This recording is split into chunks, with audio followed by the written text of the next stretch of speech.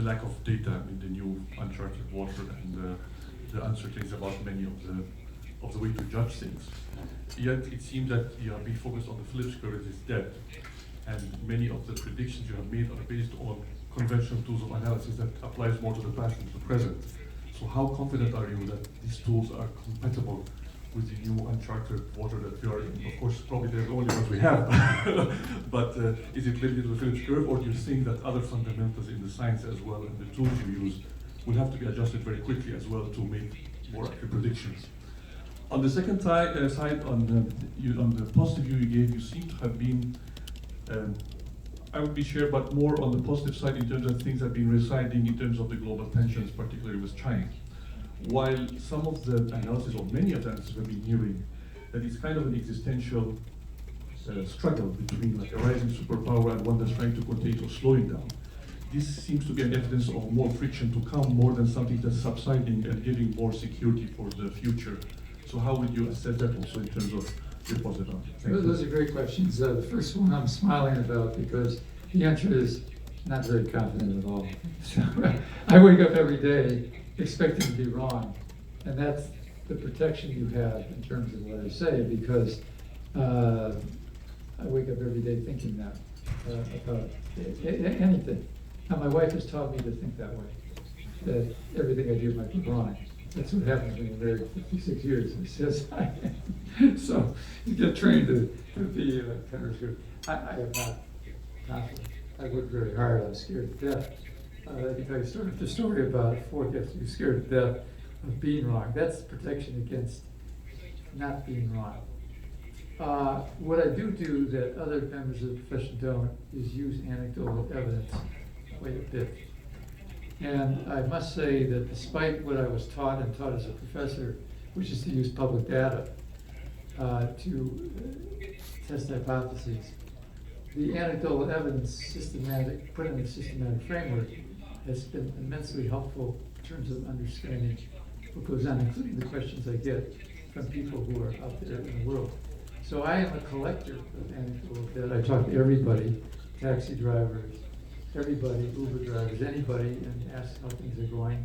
I walk around the malls and see what the pricing is, and it's very valuable. Our profession is beginning to admit that anecdotal evidence is legitimate, but we're scientists. We never have enough evidence. We never have enough data, and I can tell you something too long for now because it's already late. Some very funny stories about some very famous economists who made some big mistakes in their portfolio because they didn't have enough data in the markets to get the effort. So the answer is not very confident. The protection is, here's the method, is when the models I build and work so hard to build, which are structural, macro, econometric, tested with data in all kinds of ways, begin to fail and give me errors. I have two choices once I make all the technical adjustments. I can believe my models and just go on, or I can believe the world. Now, I do not have a high enough IQ to believe my models. I believe the world. And with that view of it, thinking the world is right, I might be wrong, and starting to investigate, I've come to amazing insights of understanding why things happen the way they do. So that's my method. And if I were like the guys who ran, what was that outfit that went down the tube in the late 1990s? Something or other, the Nobel Prize winners. Well, they're never wrong. That's why the Nobel Prize winners, their paradigms, their models are always right. They think they're always right until they're wrong. And they got destroyed. There's aberration things happen. So plus we filter a lot. On the second one, which was, quickly summarize the second part of it. I think we are in a world of more geopolitical stuff happening. The question is, where does it hook into an economy? So markets will always trade on stuff like that. But economies don't necessarily run on that unless it becomes permanent and changes oil prices, or in your country there's a change in leadership, and Egypt changes its trade policies in the Middle East, finds oil, whatever, then it would make a difference. But otherwise, all the stuff that goes on. And it's interesting, the markets basically ignore, and people wonder why, a lot of the craziness that goes on in the world, because it's not fundamental.